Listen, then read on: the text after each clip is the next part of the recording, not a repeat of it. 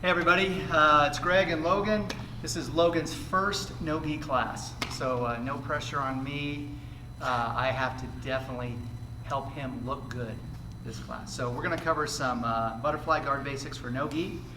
So first thing is, when you're trying to engage the butterfly guard, really it's the seated guard to start with. So when I don't have any grips or anything and my feet are not between the legs, it's essentially just a seated guard.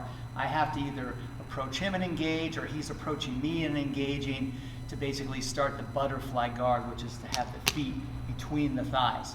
So if he grabs my feet, which is typically where we're starting with some sort of hand fighting, I would look to disengage here. If I was to just reach for his wrist, I would then just work to this 2-on-1 position. So this 2-on-1 position is above the elbow, and even if the person's large, I'm not trying to grab the big part of their arm, it's just above the elbow, where you're pinching just kind of right above the elbow here and behind. You should feel definitely good tension there, and then it's a palm down grip with the thumb here. Pull your arm out. Okay? So it's a pretty good grip. It's not like I can maintain this grip forever, but it's a good grip to start. And this is really where you're going to be engaging first, is this kind of hand fighting, with him either grabbing your legs or grabbing my arms, and where I have to disengage and get to this 2-on-1 position. All right? So from here, from this space, you can see I'm not in a position to do the sweep yet. So what we're going to do is introduce an arm drag first at this range, and then get to where we can work the sweep. So what I want not to happen from here is him to just barrel into me and to drive me back, and then I'm lost in trying to work my position. I want to be able to, once I get the 2-on-1 here, to be able to maintain that distance. So I take the feet off the floor and I put them right in the hips. And this is so I can maintain the distance. He can't drive forward on me because my feet will prevent it. From here, I'm just going to work right into a drag. So from this palm down grip and above elbow grip, I'll drop my feet. You can see one moves now to the outside. That's the side I'm going to work the drag toward. And then one drops on the inside. I'll switch to a upper tricep grip, put my hand on the floor, and when I do a drag, I don't rely on him to do all the movement. I move toward him at the same time. So I'm scooting my hips and moving in. You can see how my chest ends up behind his shoulder. So again, from here, for hand fighting, he could grab my legs or my feet. I want to get to this. Palm down grip on the wrist, grip above the elbow with the thumbs. All right, from here, I prevent him from being able to close the distance by putting the feet on the hips. This is where I want to be able to start. And really, every guard position starts like this, where I need to just prevent him from passing first before I really think about doing an attack. So feet on the hips, got the 2-on-1, I drop the feet, switch to the upper tricep grip, hand on the floor, I scoot in as I pull him. From here, here's my first hook. Keep it there. I'll plant my hand, climb up over, and throw the second hook. Okay, so moving on, butterfly guard. So now from here, I want to be able to come in and work the sweep. Sometimes if I have this position, the drag is not always the best option for me. He may be faster than me, that if I go for a drag, he's able to start scrambling out of the position and I can't get the drag. So I want to be able to close the distance where I can control him better.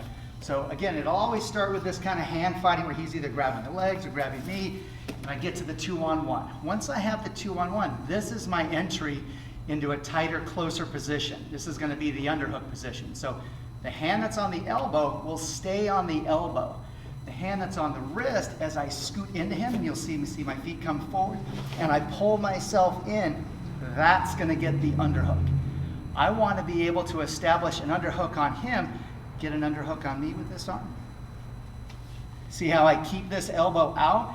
I really don't want to get to this position. This actually is a control position for him, just like it is for me. And I know I was taught this way initially to have this, but he can use this against me because he can lift and drive me this way, which is the opposite. I want to be able to go this way, so his control position can counter mine. So when I'm in on the 2-on-1 and I scoot in, when I control that elbow, I keep my own elbow tight and I don't allow him to get an underhook on me. This will also aid in my sweep, in addition to keeping him from getting the underhook and having any control. From here, when I go for the sweep, if he drives into me, that's helpful. But that's not always what he's going to do. He's going to think, I'm going to be swept. I want to keep my base heavy and down. So you have to be more offensive with your movement in the butterfly sweep. I need to move underneath him. I can't rely on him driving into me to help me sweep him. So this leg is the non-sweeping leg. The right foot is what's actually going to help lift him over. This leg wants to shoot underneath, so I can come underneath him. You can see how he's already lifted. Now the left foot will plant the toes on the floor and help me bring him over and to come on top. So let's cover that again. So for hand fighting in here, I get the 2-on-1. I keep the elbow, scoot in, get your underhook. You can see how my head is on the shoulder and my opposite arm is over here on the underhook, so I can keep him close. So even if he wants to move back, I'm pretty glued to him. My elbow stays in tight. If it was out, he could sneak an underhook on me. I don't really want that. I want to keep his elbow in and pushed across. When I go to sweep him, if he's driving into me, easy. Not always so easy though. I want to get used to moving under him. See how this leg scoots? Like I'm sliding underneath him. You get your base a little better? See, I'm underneath him, and then this foot helps me lift. It's going to lift my hip off the floor. So once I scoot underneath him, just bend the knee slightly, plant the toes, lift up, and then you're kicking him over with the other leg. And then you can come on top. When I'm in the 2-on-1 and I get to here, when I want to move underneath him, I'm not really pausing once I get there. I use the slide underneath to get the lift. So as soon as I kick my left leg under, I'm already lifting him and kicking him over. So think as you scoot in, you got the underhook.